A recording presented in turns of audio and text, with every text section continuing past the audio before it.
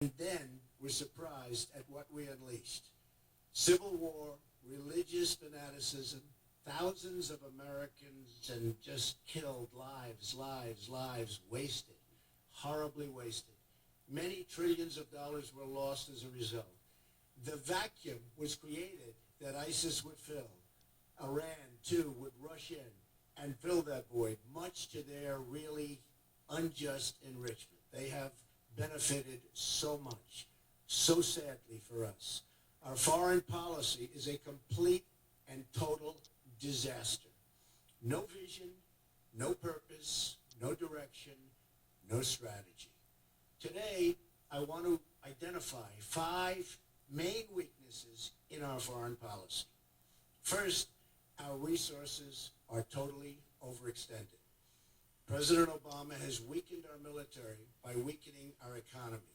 He's crippled us with wasteful spending, massive debt, low growth, a huge trade deficit, and open borders. Our manufacturing trade deficit with the world is now approaching $1 trillion a year. We're rebuilding other countries while weakening our own. Ending the theft of American jobs will give us resources we need to rebuild our military, which has to happen, and regain our financial independence and strength. I'm the only person running for the presidency who understands this, and this is a serious problem.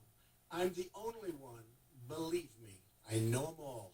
I'm the only one that knows how to fix it.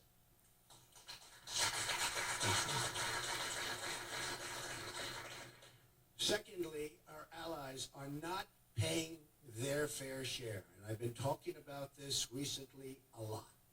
Our allies must contribute toward their financial, political, and human costs, have to do it, of our tremendous security burden. But many of them are simply not doing so. They look at the United States as weak and forgiving and feel no obligation to honor their agreements with us.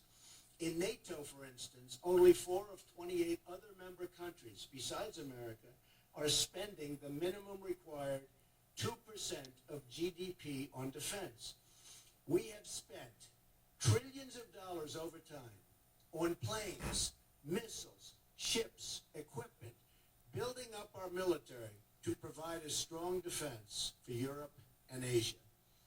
The countries we are defending must pay for the cost of this defense.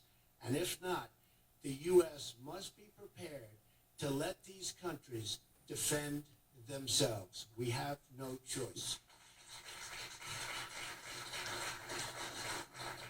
The whole world will be safer if our allies do their part to support our common defense and security. A Trump administration will lead a free world that is properly armed and funded beautifully. Thirdly, our friends are beginning to think they can't depend on us. We've had a president who dislikes our friends and bows to our enemies, something that we've never seen before in the history of our country. He negotiated a disastrous deal with Iran, and then we watched them ignore its terms even before the ink was dry. Iran cannot be allowed to have a nuclear weapon, cannot be allowed, remember that, cannot be allowed to have a nuclear weapon.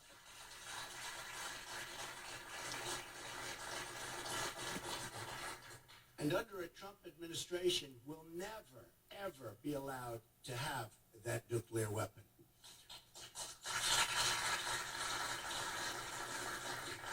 All of this without even mentioning the humiliation of the United States with Iran's treatment of our 10 captured sailors. So vividly, I remember that day.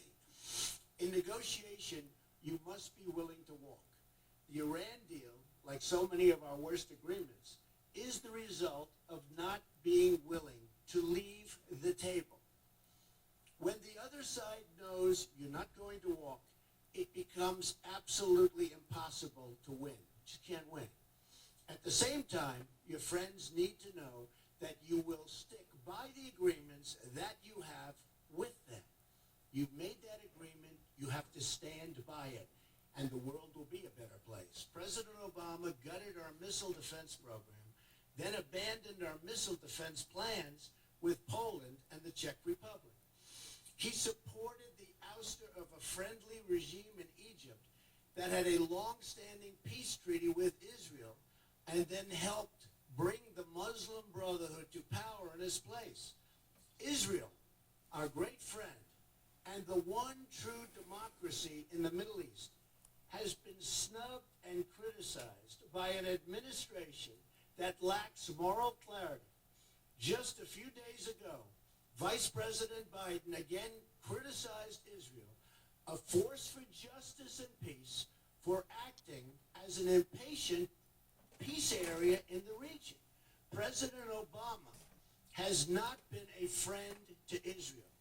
He's treated Iran with tender love and care and made it a great power. Iran has indeed become a great, great power in just a very short period of time because of what we've done.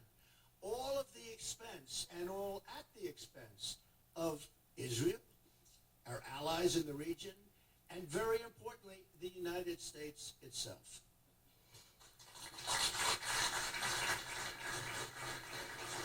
We pick fights with our oldest friends, and now they're starting to look elsewhere for help. Remember that. Not good. Fourth, our rivals no longer respect us. In fact, they're just as confused as our allies.